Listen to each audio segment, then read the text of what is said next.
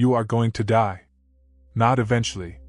Not in the comfortable, theoretical, somewhere far-off sense that lets you keep deferring, keep postponing, keep treating your life like a rough draft you will clean up later. Soon. Sooner than you have planned for. Sooner than your ambitions have accounted for. Sooner than the version of yourself that keeps saying not yet, not now, when things settle down, sooner than that version of you is prepared to accept. And the question that changes everything, the question that the greatest minds in human history return to daily, not out of morbidity but out of the most rigorous intellectual honesty available to a human being, is this. If today were your last day, would you live it the way you are about to live it? Not as a hypothetical. Not as a journaling prompt. As a genuine, unflinching, answer-required question. Because the inner doctrine, the philosophy that separates the people who truly live from the people who merely exist, begins exactly here. At the edge of the last day. Looking back at the life still being lived. And deciding, with full clarity and full courage, what it is actually worth. This is not a script about death. This is a script about what death teaches the living. Let's begin. Part 1.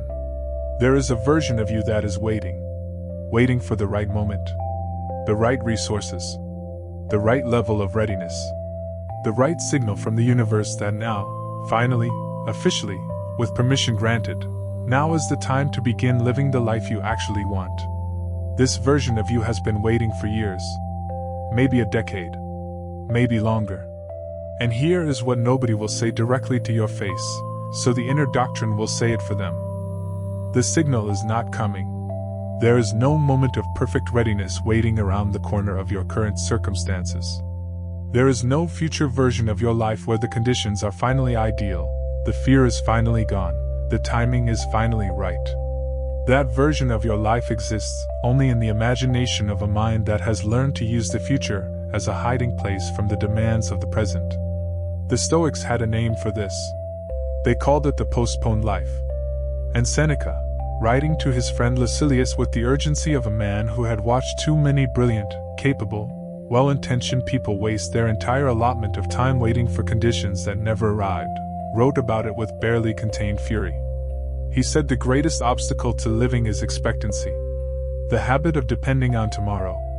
Of constructing elaborate futures in the imagination while allowing the actual present, the only territory where life is genuinely happening, to pass unoccupied, unexamined, unlived.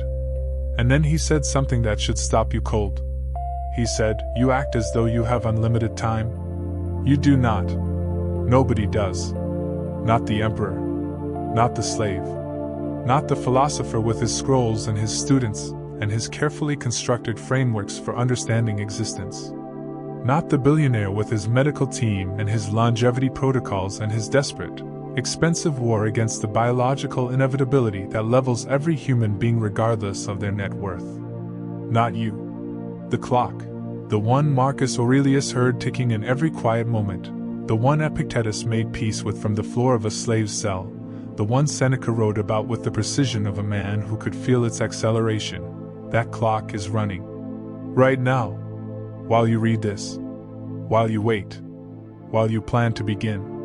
Memento mori is the ancient Stoic practice of remembering death, not as a spiritual exercise in grimness, not as the philosophy of despair, but as the sharpest, most clarifying, most practically useful lens available to a human mind trying to decide how to spend its finite, irreplaceable, non-refundable time. To remember death is to remember urgency. To remember urgency is to stop waiting. To stop waiting is to begin. And to begin, actually, fully, without the armor of perfect conditions or guaranteed outcomes, is the entire project. That is the last day practice. And it starts now. Part 2. Marcus Aurelius was 40 years old when he became Emperor of Rome. He had not sought the position, had not campaigned for it, maneuvered for it, sacrificed his integrity to obtain it. It was assigned to him by the machinery of imperial succession, and he accepted it the way the Stoics accepted everything that arrived outside their control. Fully. Without complaint. With the complete commitment of a man who understood that the role was not about him. And from that first day of imperial power to the last day of his life, 19 years later, on campaign in a foreign land, surrounded by plague and war and the endless administrative weight of governing the known world, he wrote, every morning, before the demands of empire asserted themselves, before the court, the generals, the petitioners, the crises, in the private darkness before the day began, he wrote to himself, honestly, without performance, without the editorial management of a man aware of his audience. And what he returned to, again and again, across 12 books of private philosophical notes, was the brevity of life. Not as a source of despair, as a source of precision. He wrote, think of yourself as dead. You have lived your life. Now take what's left and live it properly. Take what's left. 3 words that contain an entire philosophy of urgency. Not the toxic urgency of hustle culture, the frantic, ego-driven, achievement-obsessed busyness of people running from stillness, but the clean, clarifying urgency of a person who has genuinely reckoned with finitude and decided, on the basis of that reckoning, to stop squandering. Marcus had watched people die his entire adult life. The Antonine Plague alone killed millions during his reign, a pandemic that moved through the empire with the indifference of all natural forces, taking the young and the old, the powerful and the powerless, the virtuous and the corrupt, without discrimination or sentiment. He had helped people he loved as they died. And every death sharpened the same question. Am I living the way I would choose to live if I knew how little time remained? Not, am I achieving enough? Am I admired enough? Am I ahead of where I was last year? Am I living, actually, genuinely, presently, fully inhabiting the life I have been given, right now? This is the question the last day practice installs at the center of your decision-making. Not occasionally. Not in moments of crisis or loss when mortality becomes temporarily impossible to ignore. But daily. As a discipline. As the organizing question of a life that has decided to take its own finitude seriously. Epictetus taught this to his students with characteristic directness. He told them to hold everything lightly. Not because nothing matters, but because everything is borrowed. The health, the relationships, the reputation, the time itself. All of it on loan from a universe that will, without sentiment or apology, reclaim it. And the person who genuinely understands this, who has moved this understanding from intellectual acknowledgement to visceral, operational, daily felt reality, that person makes different choices than one who operates under the comfortable illusion of unlimited tomorrow. They have different conversations. They tolerate different things. They pursue different outcomes. They spend their attention, the most finite, most precious, most non-refundable resource in their possession, differently. Because they know the bill is coming. And they have decided, in advance, that when it arrives they will be able to say, honestly, without the particular agony of the deathbed regret, that they used what they were given. Fully. Without waiting. Part 3. Let's talk about regret. Not the ordinary, manageable regret of small decisions, the restaurant you chose, the route you took, the reply you sent too quickly. These are the surface-level regrets that sting briefly and dissolve. I'm talking about the deep ones. The ones that live below the surface of ordinary consciousness but surface, reliably, mercilessly, with precise timing, in the quiet moments. The 2 a.m. stillness. The unexpected encounter with an old photograph. The moment someone asks you what you actually wanted to do with your life, and you feel the answer arrive from somewhere honest and unguarded before the performance catches up. Bronnie Ware was a palliative care nurse who spent years sitting with people in the final weeks of their lives.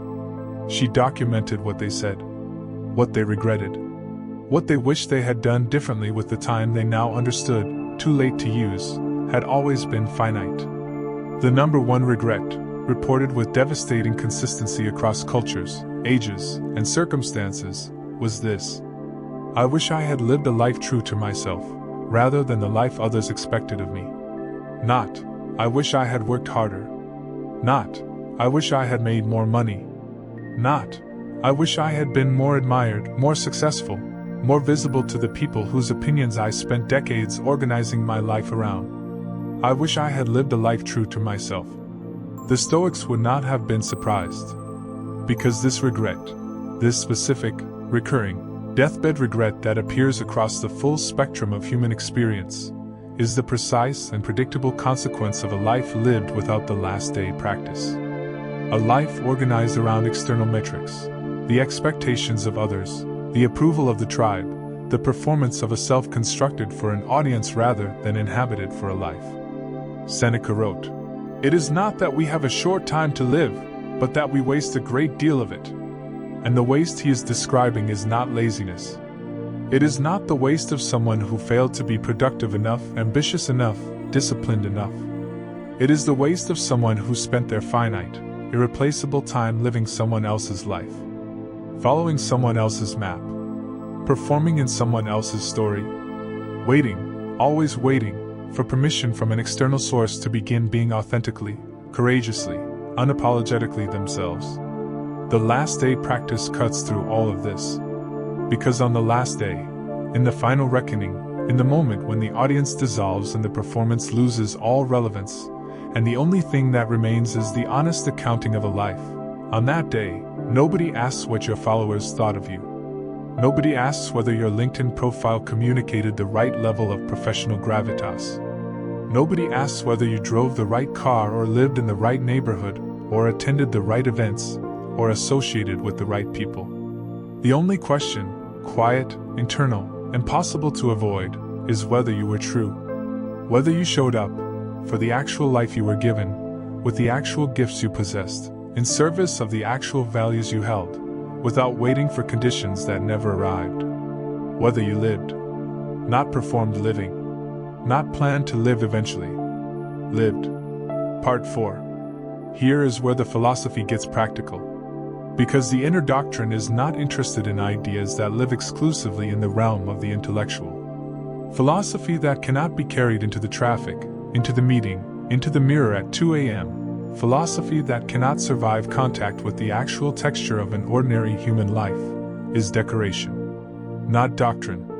So here is the last day practice in its most immediate, applicable form. Every morning, before the phone, before the news, before the agenda of the day asserts itself and the machinery of ordinary life begins its familiar operation, ask yourself one question. Not, what do I need to accomplish today?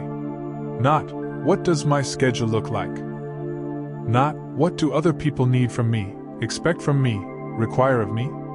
If this were my last day, not eventually, not theoretically, but actually, genuinely, today, would I spend it the way I am about to spend it? And then listen. Not to the first answer, which is almost always managed by the ego, by habit, by the accumulated weight of expectation and obligation and the performance of a self that has learned to function within a set of constraints it never consciously chose. Listen to the second answer, the quieter one, the one that arrives from somewhere honest. Because that answer, the honest one, the unguarded one, the one that knows what you actually value beneath the noise of what you've been told to value, that answer is your compass. It will not always tell you to quit your job, move to another country, abandon your responsibilities. The Stoics were not anarchists. Marcus Aurelius did not walk away from the empire because the last day practice told him he'd rather be a philosopher. He stayed. He showed up. He discharged his role. But he did it consciously, with full awareness of its cost. With clear eyes about what he was choosing and what he was trading and what the finite currency of his time was being spent on. That is the difference the last day practice makes. Not the dramatic reorganization of your external life. The radical clarification of your internal one. You stop spending attention on things that do not survive the last day question. You stop tolerating situations that, when held against the honest accounting of finitude, reveal themselves as the slow, comfortable, consensual theft of your one unrepeatable life. You stop performing for audiences who will not be present at the final reckoning. And you start, quietly, imperfectly, without fanfare or the guarantee of anyone's approval, directing your finite resources toward the things that actually matter. The conversation that needs to happen. The work that actually carries your genuine fingerprint. The relationship that deserves more of you than the leftover attention that remains after the performance is done. The life, your actual life, not the curated version, not the performing version, not the waiting for permission version, that life, lived now, without delay. Marcus Aurelius said, "Confine yourself to the present. Not because the future doesn't matter, but because the present is the only place where the future is actually built. Every present moment, fully inhabited, becomes the foundation of the next. Every present moment squandered, spent in the waiting room of an imaginary future, or in the courtroom of an unalterable past, is gone. Permanently. Without refund. Without appeal. The last day practice is simply the daily discipline of refusing to squander. Of treating each morning as the asset it actually is, finite, precious, already in the process of being spent, and deciding, with full consciousness and full courage, what it is worth spending it on." Part 5. Seneca was 69 years old when Nero ordered his death. He had lived a full life by any measure, had written extensively, had advised emperors, had accumulated and lost and rebuilt wealth, had loved and grieved and philosophized and practiced, daily, imperfectly, with the consistency of a man who took his own ideas seriously enough to attempt to live them. And when the order came, when the officer arrived with the emperor's instruction and the window for negotiation closed, Seneca did something that history recorded with a kind of stunned reverence. He was calm. Not the performed calm of a man suppressing panic for the sake of appearances. The genuine, structural, philosophy-built calm of a person who had spent decades preparing for exactly this moment. Not this specific moment, not this particular form of ending, but the fact of ending itself. He had practiced the last day. Every day. For decades. And so when the last day actually arrived, not as a philosophical exercise but as a biological reality, he was not ambushed by it. He turned to his weeping friends and told them not to grieve. He reminded them of the philosophy. He asked for his notes, so he could continue dictating observations until the very end. He died as he had lived. Consciously. Presently. Without the desperate, scrambling, last-minute reckoning of a man who had deferred the important things and now found himself at the end with the accounts unsettled. His accounts were settled. Not because his life had been without failure or regret, or the ordinary human mess of imperfect choices made under imperfect conditions, but because he had looked at his life, regularly, honestly, through the clarifying lens of finitude, and he had made adjustments, had redirected, had chosen, again and again, to spend the currency of his time on things that survived the last day question. Epictetus said, "It is not death that a man should fear, but he should fear never beginning to live." Never beginning to live. Not dying too soon. Not being taken before your time. Not the premature ending of a life that deserved more years. Never beginning. Dying, at whatever age, under whatever circumstances, with the accounts unsettled. With the honest life unlived. With the real work undone. With the genuine self unexpressed. With the waiting still in progress at the moment the waiting period expires. That is the Stoic definition of tragedy. Not death. Unlived life. And the prevention of that tragedy is not a matter of longevity. You cannot guarantee your years. You cannot negotiate with biology or accident or the thousand forces that operate entirely outside the territory of your control. But you can, right now, today, with the specific resources and circumstances and relationships and capacities you currently possess, you can begin. Not the idealized beginning. Not the beginning that requires better conditions. The actual beginning. The available one. The one that is possible right now. This is what the inner doctrine requires of you. Not perfection. Not readiness. Not the guaranteed outcome. The beginning. Now. Without waiting. Part 6. Let me tell you what the last day reveals about the way most people spend their time. It reveals that the majority of human attention, the most precious, most finite, most consequential resource in any human life, is being spent on things that do not survive 5 seconds of honest last day scrutiny. The low-grade resentment you have been carrying for 2 years against someone who has not thought about you in months. The image management, the careful, exhausting, perpetual curation of a self designed for external consumption rather than internal integrity. The competitive anxiety, the constant, grinding, background calculation of where you rank relative to the people around you. The scrolling. God, the scrolling. The hours, accumulated across days, across weeks, across years, spent consuming the curated highlight reels of strangers. Measuring your interior life against their exterior performance. Feeding a comparison machine that has never, not once, produced genuine satisfaction. That has only ever produced the next comparison. Apply the last day question to all of it. On your last day, in the final honest accounting, will any of this have mattered? The resentment? The image? The rank? The scroll? You already know the answer.